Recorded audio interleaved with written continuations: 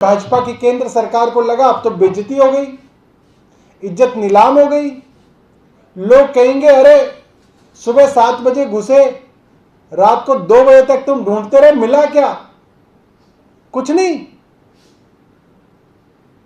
खोदा पहाड़ निकला चूहा, वो भी मरा हुआ। तो ये है ईडी की रेड का सीजर मेमो, जिसको हिंदी में पंचनामा कहते हैं, जिसमें 2 प्राइवेट लोगों के हाथ सामने विटनेस के रूप में आप किसी के घर की तलाशी लेते हैं और तलाशी लेने के बाद आपको ये लिख के देना होता है कि आपको उस तलाशी में क्या मिला, और जिसके घर में आपने सीजर किया उसको ये देना पड़ता है क्योंकि वो सामने बैठा होता है। तो सत्येंद्र जैन साहब की पत्नी और बेटी उस वक्त घर पे थे, उनका नाम इस पे लिखा हुआ है। और इसमें क्या लिखा है मैं आपको पढ़ के बता देता हूं।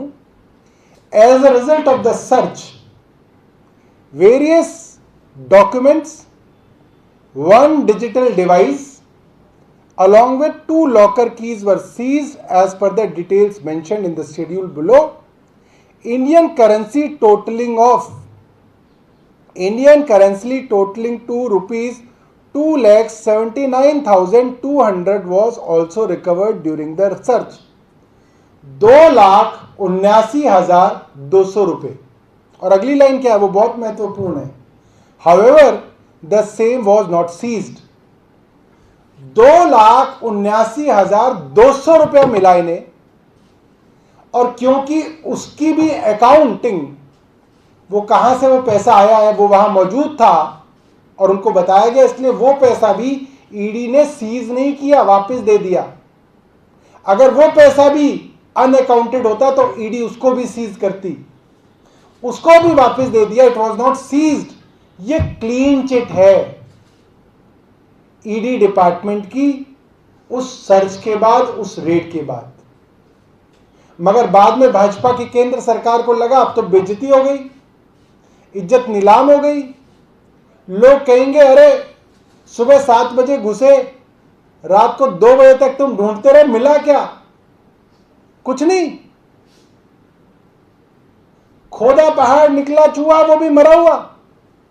तो इज्जत बचाने के लिए भाजपाइयों ने झूठ फैलाना शुरू कर दिया। ये करोड़ रुपए मिल गए, वो करोड़ रुपए मिल गए, इतना सोना मिल गया। अब आप देखिए किसी ज्वेलर के घर पे आप छापा मार दीजिए, उसके घर सोना ही मिलेगा। सुनार के घर क्या मिलेगा? सोना मिलेगा। और सोना बेच के उसके घर क्या मिलेगा? पैसा मिलेगा। अब तो आप किसी के भी घर रेड मार दे और सबको, किसी को भी करीबी बना दीजिए। अब ये तो बड़ी अजीब बात है। जैन साहब के घर पे क्या मिला, सत्येंद्र जैन और पूनम जैन के घर पे क्या मिला, ये आप बताइए। आपने उनके सरकारी घर पे भी छापा मारा, आप उनके पर्सनल घर पे भी गए सरस्वती विहार में, वहां क्या मिला वो नहीं बता रहे। ईडी सिर्फ और सिर्फ अपनी फेल रेड को बचाने के लिए अलग अलग लोगों के नाम की संपत्ति और पैसे को इनके साथ जोड़ने की कोशिश कर रही है। वही जोड़ने की कोशिश वो कोर्ट में कर रही है। इसका कुछ बनेगा ही नहीं ना। हमें कोर्ट में जाने की कोई जरूरत ही नहीं। इसको कोर्ट के अंदर इसकी कोई वैल्यू नहीं है। इनके स्पोक्स पर्सन चीख के जो भी बोले उसकी कोई वैल्यू नहीं है। वैल्यू इस कागज की है, सीजर मेमो की है, कि सत्येंद्र जैन साहब के घर पे क्या मिला, वो ये। आपको लगता है कि ईडी की रेड जो कस्टडी है वो एक्सटेंड होने का कोई आधार नहीं लगता ईडी के पास, जो कि 9 तारीख? देखिए, ईडी की डेस्परेशन का कारण ही ये है कि ईडी को मालूम है कि 7 सालों में ईडी कोई नया सबूत नहीं जुटा पाई। वही कहानी जो 7 साल पहले सुना रहे थे, वही कहानी जो है आज टीवी पे सुनाते हैं, वही कहानी इनके प्रवक्ता जो है डिबेट्स में सुनाते हैं, वही कहानी इनके वकील कोर्ट के अंदर सुनाते हैं। इनके पास कुछ नया नहीं है। उसकी डेस्परेशन में कि कुछ मिल जाए जिस बहाने इनकी कस्टडी बढ़ा लें, कुछ मिल जाए जिससे न्यूज बन जाए, किसी को बदनाम कर दिया जाए, इस मकसद से किया गया। मगर फेल हो गई रेड। इनको थी उम्मीद कि कुछ ना कुछ तो नया मिल जाएगा, मगर इनकी रेड जो है पूरी तरह से फेल हो गई।